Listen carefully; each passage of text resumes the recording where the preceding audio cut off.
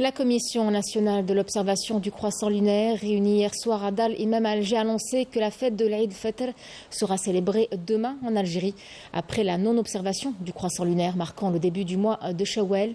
Cette même commission, qui a des sections au niveau de toutes les wilayas du pays, est composée d'oulémas, d'experts du Centre de recherche en astronomie, astrophysique et géophysique.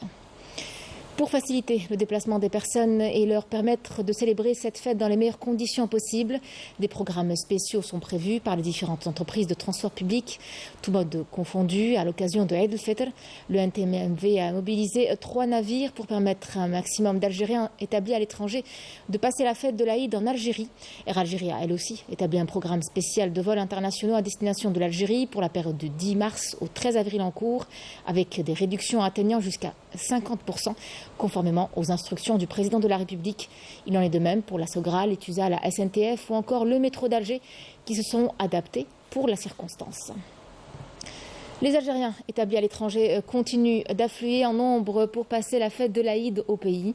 En famille, selon le NTMV, près de 1300 voyageurs et un millier de véhicules ont été transportés de Marseille à Alger et Oran. L'exemple ce midi au port d'Oran où une série de mesures spéciales ont été mises en place pour faciliter le transit des voyageurs venus à bord du navire El Jazair 2. Rina Lourari. La joie était palpable au port d'Oran alors que le navire El Jazair 2 accostait, transportant à son bord des membres de la communauté nationale établie à l'étranger. Venus nombreux pour célébrer la fête de l'Aïd auprès de leurs familles et de leurs proches, les voyageurs ont été immédiatement pris en charge dès leur arrivée. Les enfants sont en vacances, donc nous avons saisi l'occasion pour venir célébrer l'Aïd avec notre famille. Nous avons été bien pris en charge dès notre arrivée. Je suis très content de pouvoir passer l'Aïd entouré de ma famille. Nous avons été très bien accueillis par les agents de la douane et les services de sécurité.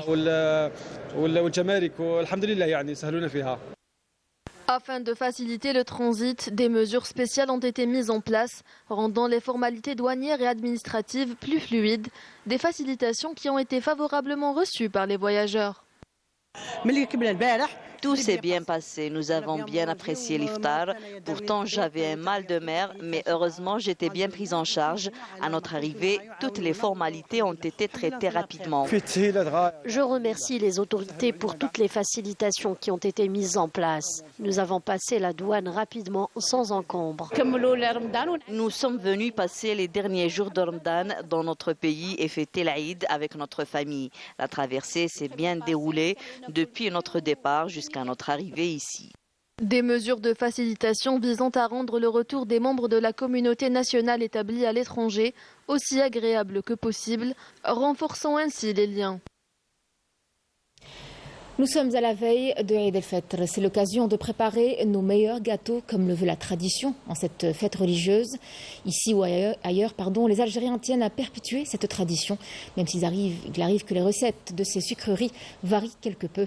Immersion au sein d'une famille algérienne établie dans la ville de Marseille avec Lilia Ben Nasser. Du côté de Marseille, les familles algériennes se préparent à accueillir Eid al-Fitr dans une ambiance de joie et d'allégresse. Un événement festif marqué par des coutumes héritées de nos aïeux. Après, quand c'est l'approche de l'Aïd, voilà, on se réunit tous et on fait tous les gâteaux ensemble, les gâteaux de l'Aïd, de manière à ce qu'il y a de l'ambiance, au lieu que chacun fait les gâteaux chez soi. Voilà. Pour les recettes de gâteaux, ça, c'est ma mère, j'ai vu ma mère faire, parce que avant nos mères, elles faisaient des quantités et des quantités, et on était jeunes et il fallait qu'on participe à. Alors on nous montrait, et c'est vrai que nous après après on a amélioré nos recettes à nous, quoi. Préserver les traditions en proposant des douceurs classiques, mais pour contenter tout le monde, Drefa coupe la poire en deux en élaborant des recettes modernes. Nous, ce qu'on prépare à la base, c'est les cornes de gazelle, les wesh, les makroutes. Vraiment, on est resté un peu dans les traditionnels.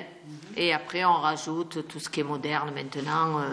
Voilà, parce que maintenant, c'est beaucoup de chocolat. Passionné de cuisine et de recettes algériennes, c'est avec fierté que Drefa nous parle de son livre, fruit d'ateliers de formation organisés par les femmes de son association.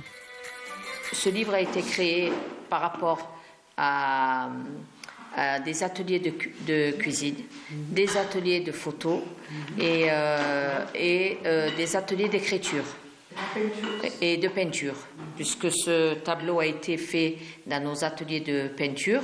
Ça a été fait par une dame qui ne savait pas du tout peindre, mais qui a fait, on l'a créé. Et toutes les recettes ont été rédigées et justement suite à des ateliers d'écriture. À Marseille, les familles algériennes tiennent à conserver la saveur particulière de Eid al-Fitr au même titre que les autres fêtes religieuses, des rituels qu'elles perpétuent à travers les générations.